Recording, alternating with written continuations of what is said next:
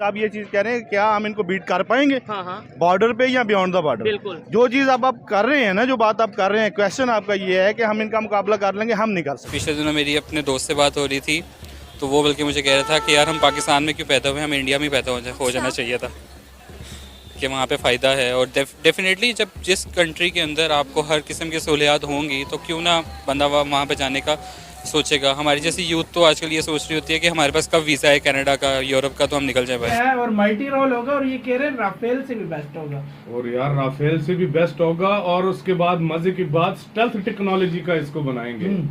Stealth technology का ये भी देखो ना, इंडियन नेवी के लिए स्पेशल ये रेडी कर रहे हैं यार। इंडिया कितने किस्म के यार लड़ाकू विमान रेडी कर रहे हैं यार। हाँ, मेरी नज़र में तो कोई भी शख्स जो रिजल्ट ओरिएंटेड हो और जिसने कोई रिजल्ट्स दिखाए हों वो मोदी है।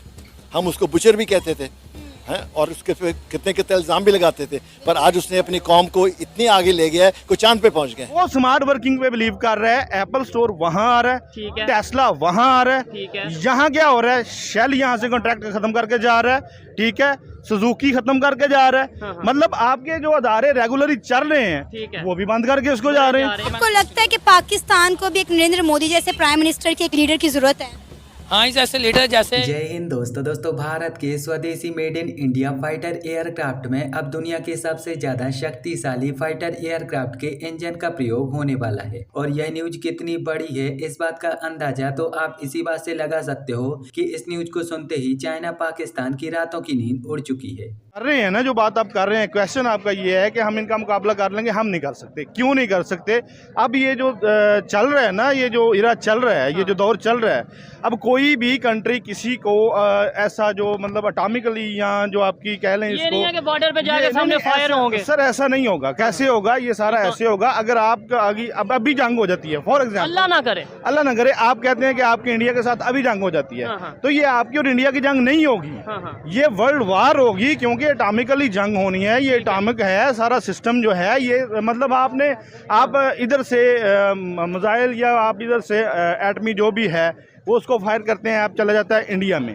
उसके साथ होंगे बियॉन्ड द बॉर्डर होंगे ना, वो सरहदों से बाहर होंगे, तो डेफिनेटली वो लोग भी आप रिएक्ट करेंगे। बड़ी ऑथेंटिक बात कर रही है और कर रहे हैं। अब जो जंग है, ये जो लड़ाई है, ये इस दौर में ये मसाइल का हल नहीं है। अच्छा, सवाल मेजर जो बेसिक क्वेश्चन था जो मैंने स्टार्ट वीडियो की थी। दरअसल हाल ही में अमेरिका के भारतीय राजदूत एरिक गारसेती की तरफ से यह कहा गया है कि संयुक्त राज्य अमेरिका भारत को अपने सबसे ज्यादा आधुनिक टेक्नोलॉजी वाले फाइटर एयरक्राफ्ट के इंजन की टेक्नोलॉजी देने जा रहा है। संयुक्त राज्य अमेरिका की गवर्नमेंट ने American fighter aircraft manufacturer company general electric को अपने सबसे ज्यादा आधुनिक इंजन F414 इंजन की टेक्नोलॉजी भारत के साथ शेयर करने का अप्रूवल दे दिया। यह इंजन इतना ज्यादा शक्तिशाली और रिलायबल है कि अमेरिकन नेवी पिछले 30 वर्षों से इस इंजन वाले फाइटर एयरक्राफ्ट का प्रयोग कर रही है। और भारत को भी आज के समय अपने डिफेंस को और ज्यादा मजबूत करने के लिए इस इंजन की बहुत ही ज्यादा जरूरत है, क्योंकि आज के समय भारत इतना ज्यादा सक्षम तो हो चुका है कि भारत खुद के स्वदेशी तौर पर छोटे बड़े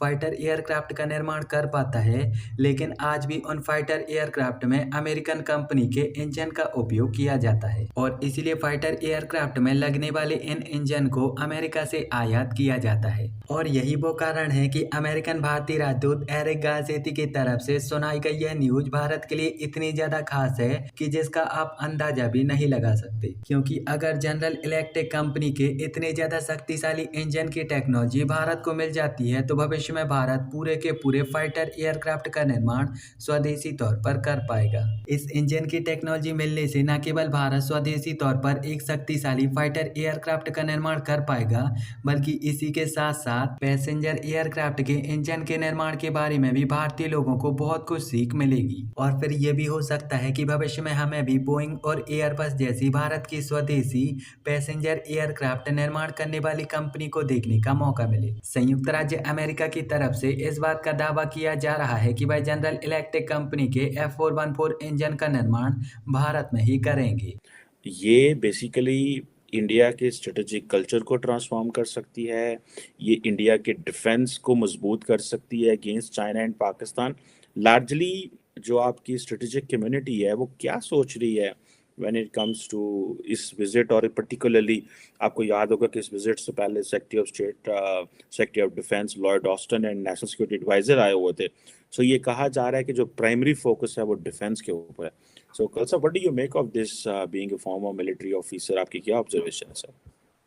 देखिए चीमा साहब, being a former military officer and also a student of security affairs and specially strategic affairs, तो उसमें हम ये मान के चल सकते हैं कि ये जो विजिट है इंडिया और यूएस के बीच में, खास तौर पे प्राइम मिनिस्टर मोदी का स्टेट विजिट जो हो रहा है, उसको सिर्फ मैं जो है वो सिर्फ इंडिया और यूएस का रिलेशन के प्रिज्म से ही नहीं देखना चाहता, क्योंकि मेरे ख्याल से पूरे ग्लोब में या पूरे विश्व में एक अटेंशन इस विजिट का हो रहा है and people are keen to know what is happening. लोग जानना चाहते हैं कि इससे क्या होगा, क्या क्या एग्रीमेंट्स होंगे, किस तरह का एक इंडो यूएस रिलेशंस का जो शेप होगा वो किस तरह से होगा।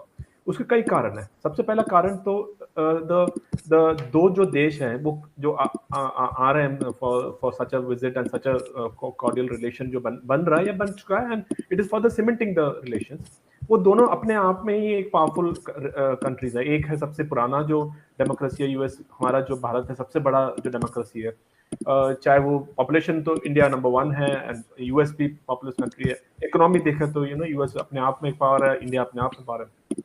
इन सबको छोड़ के इंडिया का जो ज्योग्राफिकल लोकेशन है आज की तारीख में, इंडिया का जो ज्योग्राफिकल लोकेशन और करंटली जो ग्लोबल में जो हो रहा है, उसमें इंडिया का जो ज्योग्राफी है वो कोई कोई रिप्लेस नहीं कर सकता, क्योंकि इंडियन ओशन में और इंडो पैसिफिक में एक ऐसा ज्योग्राफिकल लोकेशन जिसकी वजह से इंडिया को अपने आप एक एडवांटेज है। तो इन सब मामले में, और मैं उसके आई थिंक हम लोग आगे जाके उसके बारे में बात करेंगे कि इंडो पैसिफिक में इंडिया का क्या रोल है और किस तरह से होगा। कहने का मतलब ये है कि ये एक नेचुरल अलाई जो प्राइम मिनिस्टर अटल बिहारी वाजपेयी ने बहुत सालों से पहले कहा था, उसका मैनिफेस्टेशन अब जाके धीरे धीरे करके इस तरह का स्टेट विजिट, और उस स्टेट विजिट में सिंबॉलिज्म काफी है। आपने देखा होगा किस तरह से प्राइम मिनिस्टर मोदी को रिसीव किया गया था, किस तरह का एक बाईपार्टिसन सपोर्ट है वहां पर प्राइम मिनिस्टर मोदी के लिए। और I think one of the जो हम लोग और आप तो खैर काफी बार यूएस में भी गए होंगे, इस तरह का एक जो रिसेप्शन है एक हेड ऑफ स्टेट या हेड ऑफ द गवर्नमेंट जो कहते हैं उनको, I think it is quite rare and उस नजरिया से सिंबॉलिज्म काफी है।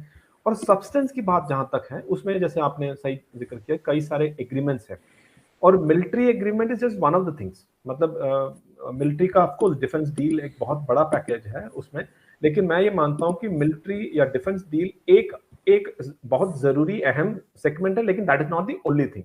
उसके अलावा इंडस्ट्री से काफी बात हुई। आपने देखा होगा कल एलोन मस्क से, ट्विटर के जो सीईओ हैं, उनके साथ मुलाकात की थी प्राइम मिनिस्टर मोदी ने, और टेस्ला कंपनी का अगले साल शायद इंडिया में भी एक खोलने का या प्लान्स बता रहे हैं। डायरेक्टली उन्होंने नहीं कहा, लेकिन उन्होंने इंडिकेशन जरूर दिया है एलोन मस्क ने, that we probably have plans in which to going for. तो इंडस्ट्री एक तरफ है और डिफेंस डील्स एक तरफ है, और एक ऐसा है जिसमें दोनों कंबाइंड भी हो रहे हैं। तो मेरे ख्याल से इस तरह का है, इट इज नॉट, और जिस तरह से हमारे प्राइम मिनिस्टर ने भी पहले कहा था, ये जो रिलेशन है इट इज फॉर अ